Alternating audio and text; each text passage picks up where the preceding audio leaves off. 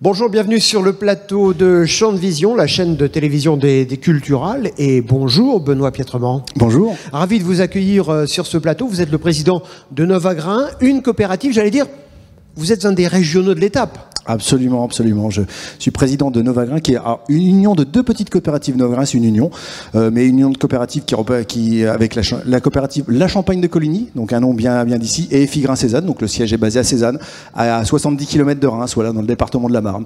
Et c'est une coopérative qui compte 520 adhérents. On fait à peu près 200 000 tonnes de collecte, voilà. Et alors, vous participez, vous êtes partenaire des Culturales. Pourquoi ce partenariat? Écoutez, ça nous semble évident. Alors évidemment, en plus, les Culturales qui ont lieu dans la région, Dieu sait si c'était important pour nous d'y participer avec les équipes d'Arvalis et puis toutes les autres coopératives, puis tous les autres partenaires, parce que les Culturales, c'est vraiment le point central pour nous toute l'année maintenant, au fur et à mesure des années, où on peut montrer tout ce que l'agriculture a comme innovation, comme modernité. Vous savez, on a beaucoup de questions de sujets sur les pratiques agricoles, sur l'évolution, sur les traitements pesticides, sur les engrais, sur beaucoup de choses. Or, on évolue, ça évolue extrêmement fort, ça évolue extrêmement vite, et c'est la façon justement, les Culturales, de pouvoir montrer toute l'innovation, de croiser un peu les données. Depuis, j'ai pas fait les 3 jours, j'en ai fait 2 sur les 3 jours, mais de croiser beaucoup de collègues, d'aller voir un peu tous les instituts, d'aller voir des entreprises qui créent du matériel. J'étais tout à l'heure avec une entreprise qui fait de la robotique. Il y a des choses formidables, il y a des choses qui fonctionnent pas encore tout à fait. Il y a des choses sur lesquelles on doit tester, mais en tout cas, c'est vraiment la vision de cette agriculture d'avenir qu'on doit avoir et qu'on a tous. Et puis en plus, c'était une manifestation symbolique, hein, parce que c'est le premier grand retour d'un salon agricole depuis plus d'1 an maintenant. Je crois qu'on attendait tous ça, et qu'on soit agriculteur ou pas, pouvoir sortir, enfin voilà, la crise sanitaire dont j'espère qu'on arrive au bout. Maintenant, on prend toutes les guillemets possibles, effectivement, sur le sujet, mais effectivement, pouvoir se retrouver. On voit là, c'est un succès, effectivement.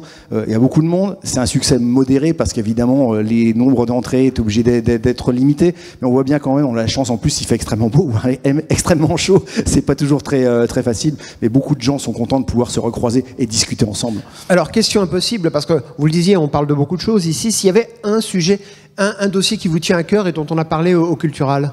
Alors, moi, un dossier qui me tient à cœur sur ma coopérative et puis d'un point de vue plus général, c'est la certification environnementale.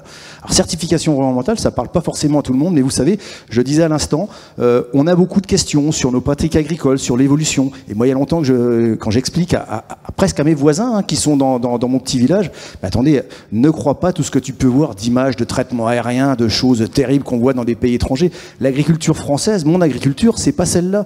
Et le blé que je peux produire, le colza, les betteraves que je produis, elles sont faites avec des normes extrêmement strictes et avec vraiment un grand respect de sanitaire, évidemment, en termes de qualité et à tout niveau, pour produire de l'alimentation importante.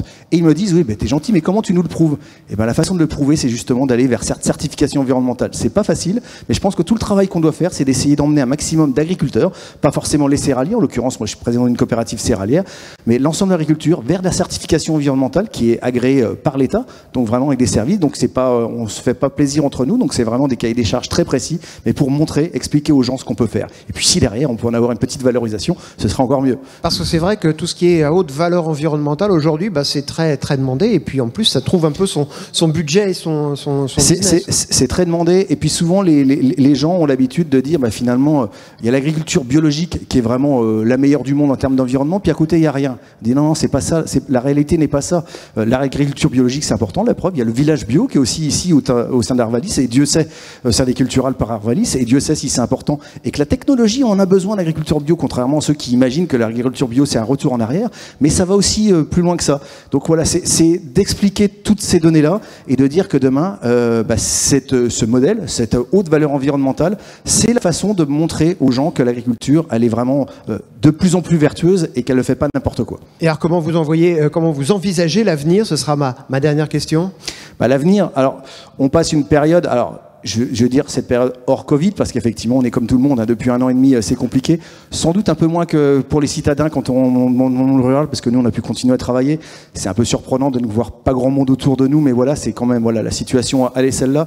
Moi je crois, quand je vois les réactions des gens, et puis quand on est capable d'expliquer comme on peut le faire au niveau du Cultural, même si là c'est un salon professionnel, mais ça nous permet de communiquer au grand public derrière, je pense que les gens sont de plus en plus attentifs à ce qui se passe autour d'eux, et de s'apercevoir que l'agriculture française, elle est essentielle pour nourrir la population. On l'a prouvé l'année dernière, quand tout le monde s'inquiétait et faisait la queue dans les supermarchés pour charger avec des pâtes, parce que comme si on était en temps de guerre, c'était compliqué. Et puis de dire que cette agriculture, finalement, on est capable de faire autre chose, et que l'agriculture, alors encore plus dans une région comme ici, à Reims, en Champagne, c'est extrêmement important au niveau économique. Ce sont des milliers d'emplois, ce sont des entreprises, ce sont beaucoup d'agencements, des gens qui travaillent, des familles, et je crois qu'il faut qu'on avance dans ce sens-là, et je suis plutôt très optimiste par rapport à ça, par rapport à cette prise de conscience. Eh bien, merci beaucoup, Benoît Piétremont, de nous avoir rejoints sur le plateau des Culturales. Et n'oubliez pas qu'au Cultural, eh bien, l'agriculture de demain, c'est ici et maintenant.